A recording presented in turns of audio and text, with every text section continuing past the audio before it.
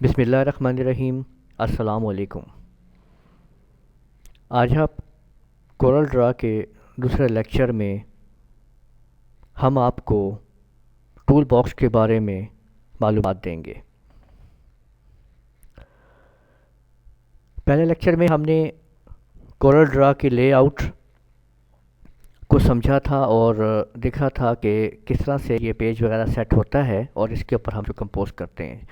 जबकि आज के दूसरे लेक्चर में हम इसके इन टूल बार्स में मौजूद टूल्स की मुकम्मल तौर पे ट्रेनिंग लेंगे।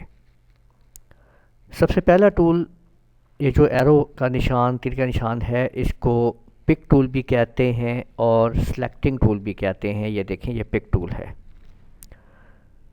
और दूसरा टूल यहाँ पे शेप टूल है, तीसरा टूल जूम है और फिर यहाँ पे ये फ्री हैंड है।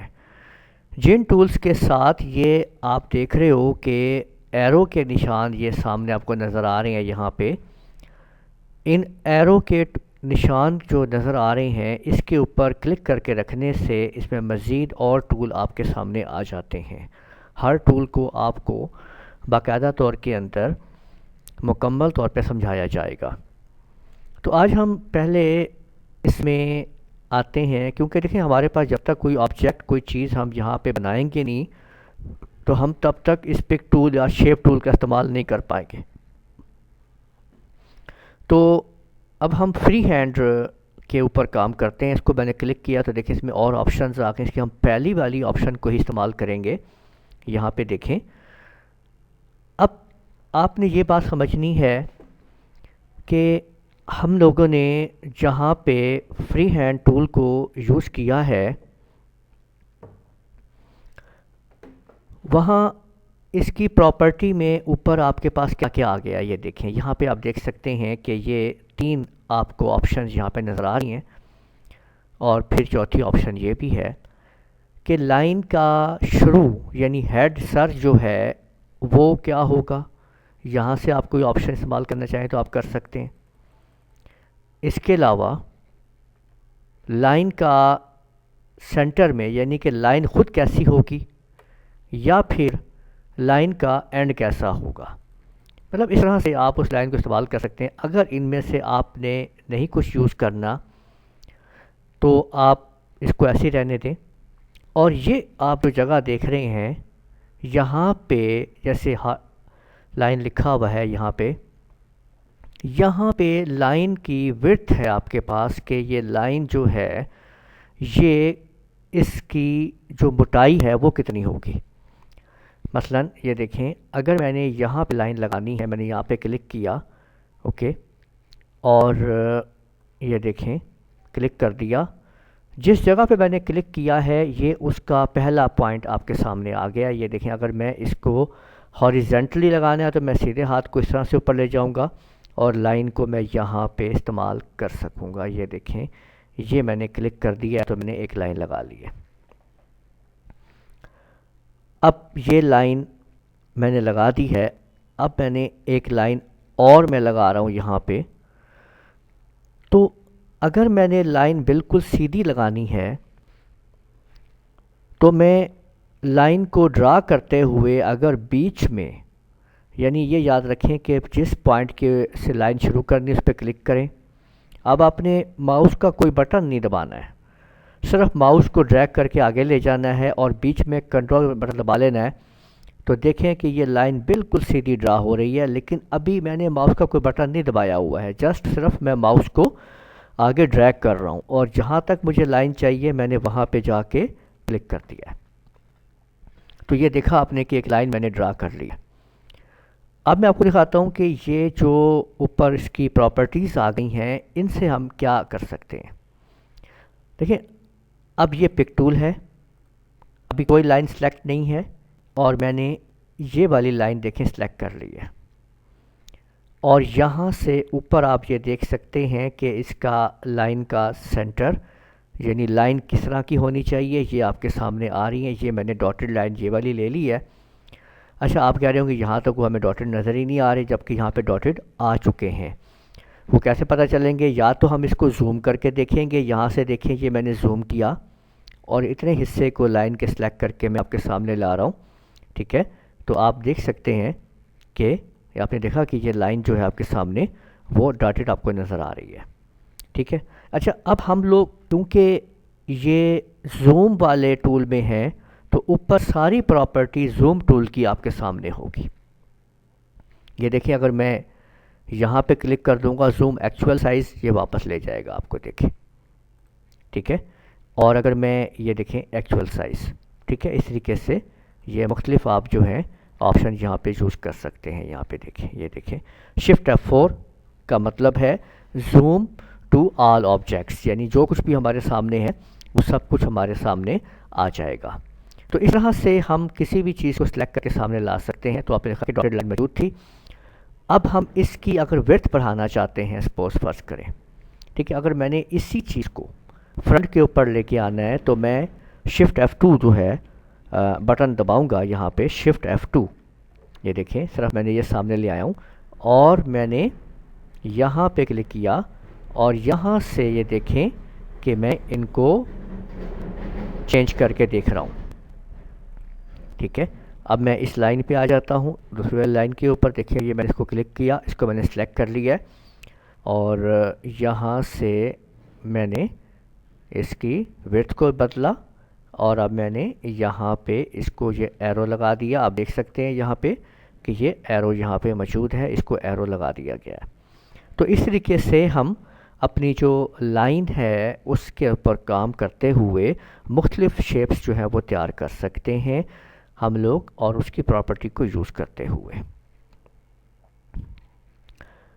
तो ये आप लोगों ने देखा कि इस लाइन को इस तरीके से हम यूज़ कर सकते हैं और इसमें जो बाकी ऑप्शंस हैं आप उनको भी देख सकते हैं। देखें, इसके आगे जो हमारे पास आ रहा है वो बेज़ियर टूल है।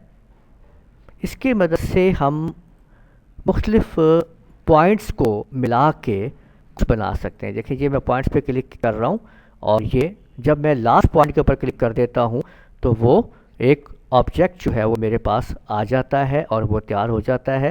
ये देखें, ये मैंने एक ऑब्जेक्ट तैयार कर लिया है, ठीक है।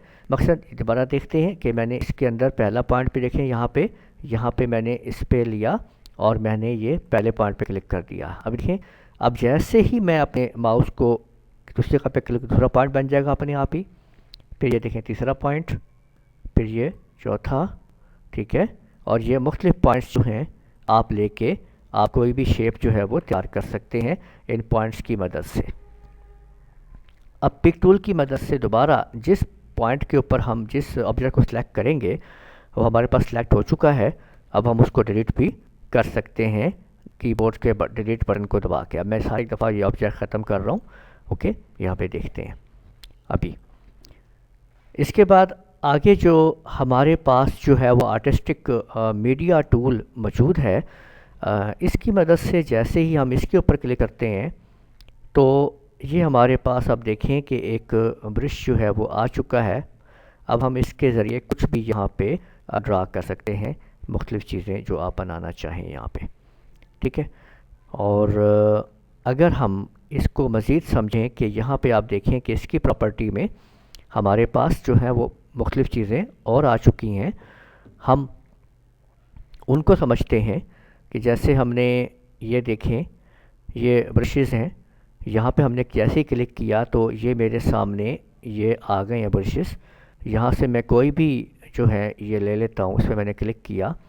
अब मैंने सिर्फ यहाँ पे इसको ड्रा करना है। यहाँ पे देखें तो वही चीज़ जो है वो यहाँ पे ड्रा हो गई। एक बॉर्डर सा मैं बनाना चाहता हूँ, ठीक है। यहाँ पे देखें, ये मैंने इधर बॉर्डर लगा लिया, ओके। अब इसी बॉर्डर को मैं इस तरफ लाना चाहता हूँ तो यहाँ से पकड़ते हैं, कंट्रोल का बटन दबा के इसको दूसरी तरफ ले जाके राइट क्लिक कर देते हैं। तो ये देखें कि एक हमारे पास जो है वो इसकी मिरर जो है वो हमने यहाँ पे इसका निकाल लिया है। अब हम इसको इस ऑब्जेक्ट को पकड़ते हैं, इस पॉइंट से लेकर इसको कंट्रोल से ड्रैग करते हुए हम इसको आगे ला के छोड़ देते हैं ताकि कुछ गैप हम यहाँ पे इसको ले लें। हमने कंट्रोल का बटन इसलिए दबाया है बीच में ताकि ये सीधा अपनी जगह पे आगे जाए, ट्रैक को छोड़े मत। इसी तरह हम इस बुश को यहाँ पे ऐसे मिला देते हैं। तो यहाँ से देखें कि हमने एक जो है वो बॉर्डर टाइप जो है यहाँ पे इसको तैयार कर लिया है, और बीच में हम कुछ भी यहाँ पे अपनी ड्राइंग वगैरह जो है वो कर सकते हैं, जो कि हम आइंदा आने वाले लेक्चर्स में कंपोजिंग्स वगैरह प्रॉपर सीखेंगे कि किस तरीके से हम इसमें काम करते हैं। तो ब्रशेस में आपने देखा कि भी ये जो हमारे पास इसके ब्रशेस हैं, इनमें मुख्तलिफ ऑप्शन मौजूद हैं, यहाँ से आप इनको इस्तेमाल करें, ठीक है। और ये यहाँ पे आप देख सकते हैं, और आपके पास ये आ चुके हैं। यहाँ पे जस्ट मैंने इस जगह पे जो है वो क्लिक किया है, ठीक है। तो यहाँ पे आप देख सकते हैं कि इनमें अगर आपने इसके अंदर जो है, अब मैंने दोबारा इसको जो है वो इस पर मैंने देखें ड्रैग करना शुरू कर दिया है। तो अभी आप देखिएगा कि यहाँ पे क्या होगा कि उसके ऊपर ही इस तरह की देखें ये डिज़ाइन जो है हमारे पास वो देखें आ चुका है। तो कोरल ड्रा के अंदर ये रेडीमेड मतलब जो है टेम्पलेट्स और चीज़ें मौजूद हैं, जिन्हें आप अपनी कंपोजिंग में जो है इस्तेमाल करके अच्छी मिक्सिंग्स जो अच्छी डिज़ाइंस जो है बना सकते हैं। पैनाफ्लेक्स बॉर्डर्स वगैरह तैयार कर सकते हैं। और याद रखिए कि आपका जो कोरल ड्रा है ये पैनाफ्लेक्स डिज़ाइनिंग में बहुत ज़्यादा काम करता है, और इसी की मदद से और हमारे इस कोर्स को कंप्लीट कर मुकम्मल कोर्स को जो है वो आप देखने के बाद, इसको ट्रेनिंग हासिल करने के बाद आप पैनाफ्लेक्स बोर्ड्स अपने आप ख़ुद इंशाल्लाह तैयार करने के काबिल हो जाएंगे, और आप उनको उस पर वर्क कर सकेंगे। तो ये आपने देखा कि इस तरह से ब्रशेस भी आप देख रहे हैं, यहाँ पे मुख्तलिफ़ टूल्स आपके पास मौजूद हैं, जिनकी मदद से आप जो है ये मुख्तलिफ़ किस्म के काम यहाँ पे इसमें कर सकते हैं। ये देखें ये ब्रश मौजूद है, जहाँ से ये मुख्तलिफ़ किस्म की आपको जैसे एक पेन की निब होती है, इस तरह से ये आप समझ लें कि होल्डर की, तो ये वो निब्स हैं होल्डर्स की जो आप इस्तेमाल कर सकते हैं, और जिनसे आप मुख्तलिफ़ किस्म की चीज़ें जो हैं वो बना सकते हैं, कुछ लिख सकते हैं, कुछ भी आप काम जो है वो आप कर सकते हैं इसकी मदद से। ये देखिए कि ये आपने देखा कि हमने इस तरीके से उसको जो है वो एक ड्राइंग जो है वो कर ली है ऑटोमेटिक तौर के ऊपर। तो आपको इसमें आपने देख लिया कि ये ब्रश टूल था, इसके अंदर जो है ओके। और ये डायमेंशन टूल्स हैं, ये उसको साइज़ को देखने के लिए होते हैं कि हमने जो कुछ टेक्स्ट जो है वो यहाँ से यहाँ तक जो कुछ बनाया हुआ है, ठीक है ना, उसकी डायमेंशन देखें कितने निकली हुई है। तो ये डायमेंशन आपको देखें कि ये बता देगा भाई ये इतने इंच का है, यहाँ से यहाँ तक जो है ये डायमेंशन जो उसके साइज़ वगैरह को आप चेक कर सकते हैं। इसकी कोई ख़ास ज़रूरत नहीं है आपको, ठीक है, इसकी डायमेंशंस को यहाँ पे चेक करने के लिए, लेकिन इस टूल को इस्तेमाल इस तरीके से करते हैं कि हम इसका साइज़ जो है वो इसमें देखते होते हैं। तो इसमें आपके जो इस्तेमाल करने वाली चीज़ें थी वो 1 2 3 पहले ये 3 पहले चीज़ें हैं। इसमें फ्री हैंड टूल्स और बाकी 2 टूल्स आप देख रहे हैं, इसमें आप इस्तेमाल कर सकते हैं। नीचे टूल बॉक्स के अंदर हमारे पास जो हम आज पढ़ रहे हैं, इसमें हमारे पास मौजूद है, ये आप देख सकते हैं, ये है आपका रेक्टेंगल टूल जो कि F6 से आप ले सकते हैं। रेक्टेंगल टूल ये देखें, ये रेक्टेंगल आपने लगा दिया है। अच्छा, रेक्टेंगल टूल को लगाने के लिए आपने जिस पॉइंट से रेक्टेंगल टूल को शुरू करना है वो पॉइंट पे क्लिक करें, और जिधर रेक्टेंगल लगानी है आपने क्या करना है कि उसको उस तरफ से क्लिक करते हुए, यानी क्लिक करने के बाद माउस को छोड़ नहीं देना है, उसको दबा के रखते हुए आपने उसको ड्रैग करना है। ये देखें,